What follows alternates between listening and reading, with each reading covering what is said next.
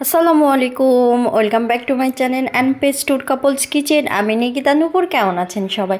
আশা করি অনেক ভালো আছেন। আলহামদুলিল্লাহ আমরা অনেক ভালো আছি। তো কাল আরেকটা নতুন ভিডিও নিয়ে চলে আসলাম আপনাদের সামনে। তো কালকে আমার বাসায় মেহমান আসছিল, আমার আম্মা, ভাই, বোন সবাই এসেছিল।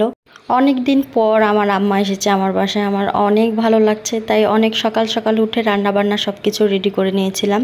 তাই তো রান্নাবান্না রেডি ছিল, যেহেতু এসে খাওয়া দাওয়া সবাই। তো বাচ্চারা আগে খেতে বসেছে, সাথে আমার ভাইয়ের বউ। তো সব থেকে ছোট মানে ভাইয়ের বউ ভাত খাচ্ছে আর ছোট মানুষের মতো কার্টুন দেখছে। তাই তো সবার খাওয়া দাওয়া হলো, তারপরে আমরা খাওয়া দাওয়া করছি সবাই মিলে, আমার আম্মা, বোন, আপনাদের ভাইয়া। তো আসলে অনেক দিন পর আম্মার সঙ্গে অনেক ভালো লাগছে, যেহেতু আম্মুর বাসায় প্রতিদিনই যাওয়া হয়, তারপরেও আমার বাসায় এসেছে, আমার কাছে অনেক ভালো লাগছে। আপনাদের ভাইয়াও বলছে যে অনেক দিন পর মা এসেছে।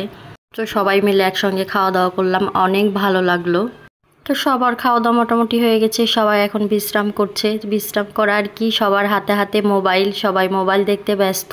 আর ওইদিকে আমার আম্মা, শাশুড়ি, বোন সবাই গল্প করতে ব্যস্ত। তো ওইদিকে হঠাৎ দেখি বৃষ্টি হচ্ছে। কালকের আবহাওয়াটা এত সুন্দর ছিল যে বলার মতো না। তো আমার ভাই ওইদিকে ভিডিও করছিল। তো অনেক সুন্দর আবহাওয়া ছিল, ওই অনেক বাতাস হচ্ছিল, খুবই ভালো লাগছিল। তো এই তো আমার ভাইয়ের বউ, বাচ্চা কাচ্চা সবাই মিলে একটু ছাদে আসলাম। অনেক মজা করেছি কালকে ভাইদের সাথে, বোনদের সাথে, খুবই ভালো লেগেছে। তারপর ছাদ থেকে নেমে এসে প্রায় সন্ধ্যার নাস্তার জন্য সব কিছু রেডি করছি। তো এইদিকে আমি চটপটি রান্না করছি।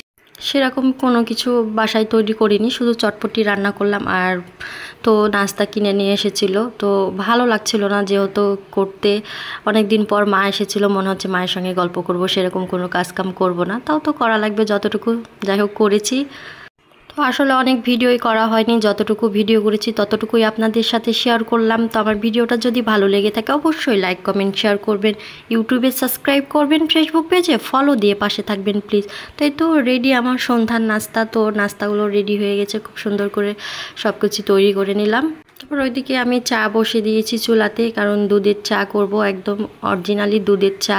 তো আমার আম্মু অনেক পছন্দ করে দুধ চা খেতে, তাই তো দুধ চা ওটাও আমি এদিকে তৈরি করে নিচ্ছি। চাটা খেতে কিন্তু অনেক মজার হয়েছিল, যে দুধ চা খেতে আসলেই অনেক ভালো লাগে। তো ফাইনালি সবার নাস্তা খাওয়া হলো। তো আজকে এই পর্যন্তই, নেক্সট টাইম অন্য কোনো ভিডিও নিয়ে চলে আসবো আবারও আপনাদের সামনে।